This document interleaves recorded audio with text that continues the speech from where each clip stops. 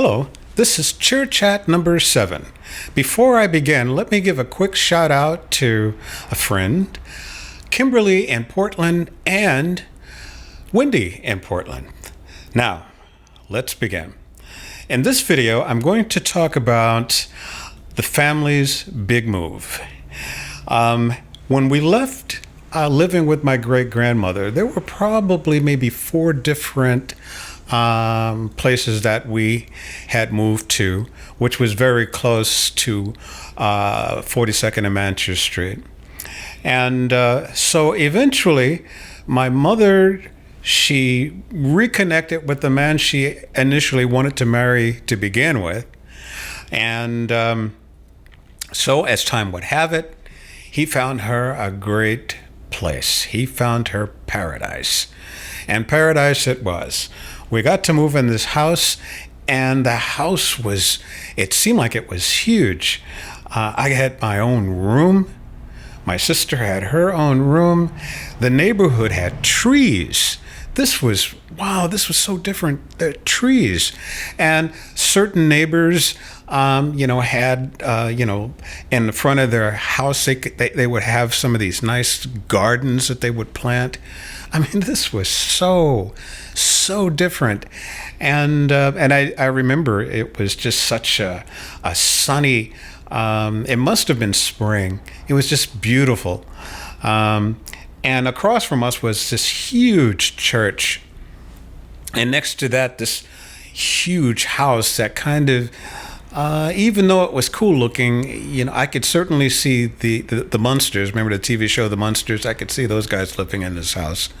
But anyway, the also part of this whole paradise was the fact that there was a business area that was right around the corner, and lots of different shops.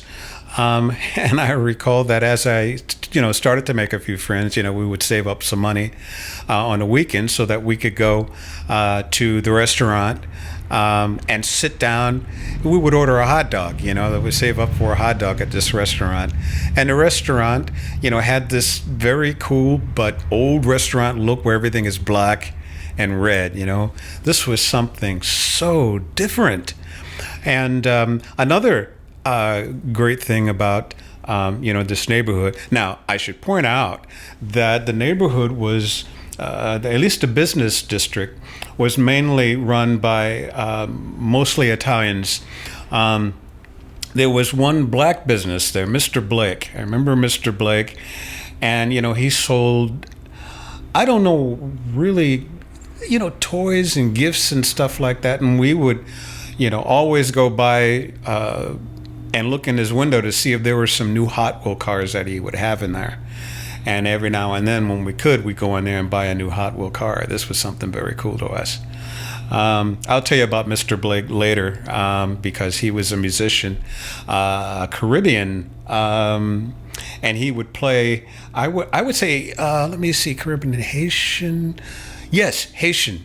And so there'd be a lot of music played with his live band on the weekends at his house that was always boarded up, so we couldn't really see in the house to see the musicians. But nonetheless, again, getting back to the neighborhood, the other very special thing about this neighborhood was that it had a movie theater that we had heard of, even living where, we, had previously lived, called the Capitol Theater. And as soon as we moved into the house, the first thing that we asked my mother, my brother and I, was, hey, can we go and we want to see the movie theater. Can we go look at it? Mom, sure, go ahead. It's just go down, it's right around the corner. Okay. So me and my brother were off to find the Capitol Theater, and we walked and walked and walked. We could not find this theater. Oh, man. And we walked way far away from home to try to find this movie theater that was supposed to be right around the corner, right? So eventually, we got back home, and it's like, Mom, couldn't find a theater. She said, just go down the street, make a right, and just walk down a little bit. You'll see it. Well, we did, and we found a theater. But I think my brother and I were a little disappointed because what we were looking for, or certainly what I was looking for, was like this something you would see in D.C., a big white building with pillars on the side of it. That's a movie theater. I don't know, the Capitol Theater. And so we found it, but still, this was a very popular movie theater from, all the surrounding neighborhoods. This was the place to go. And one of the things that was so special about the movie theater, I mean, at night, it had the cool lights, and that was really great. But they served hot dogs, and a lot of the neighborhood theaters. I mean, I can think of maybe 3 or 4, theaters. I mean, they were all a great walking distance, but you couldn't buy hot dogs in them. And so that was so cool, and so we got to go see, what they now call blaxploitation movies. And this was, again, at the time, very revolutionary to see black people starring in movies. They were the stars. And, this was really great. But of course, the thing that we probably cared the most about, as kids was the Kung Fu movies. That was really great. So anyway, so this is paradise, Got to make a lot of friends. But there were a couple of things that weren't so nice. One was, I mentioned that the business area was mainly Italians. Now, once you crossed 52nd Street, you were in the Italian neighborhood.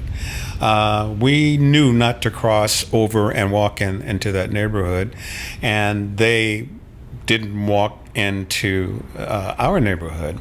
The problem is the elementary school that that I went to, my sister and I. My brother was still in kindergarten somewhere. We would have to walk through this neighborhood to get to school. I mean, it was a pretty good walk. But anyway, there'd be some mornings where, okay, let me stop and say that there was also a Catholic school that a lot of the Italians went to that was just straight up the street from 52nd Street. And most of them all went to the Catholic schools. So, it's not like they went to the same school that we went to. But anyway, boy, you get up in the morning and, these guys, if they saw you, boy, they chase you with bats.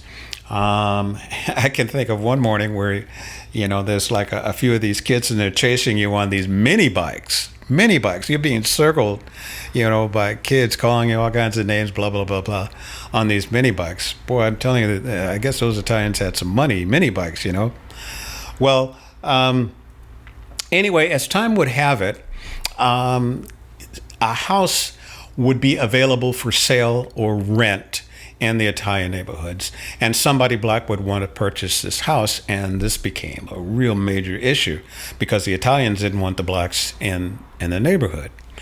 And well, the short story is eventually we won, and the blacks got to eventually move into the neighborhood.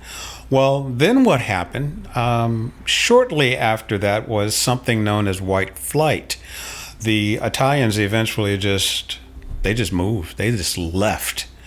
And so did the business district. Everything, just left. And the things changed during this time. The neighborhood changed. All of a sudden, the short story is all the trees had to be cut down because they were blocking the lights, because, of crime and things. So there were no more trees. This was really sad. And graffiti everywhere. And we basically kind of trashed the neighborhood, really. And it just makes you wonder, is this why they didn't want us in the neighborhood? Anyway, there's much more to tell.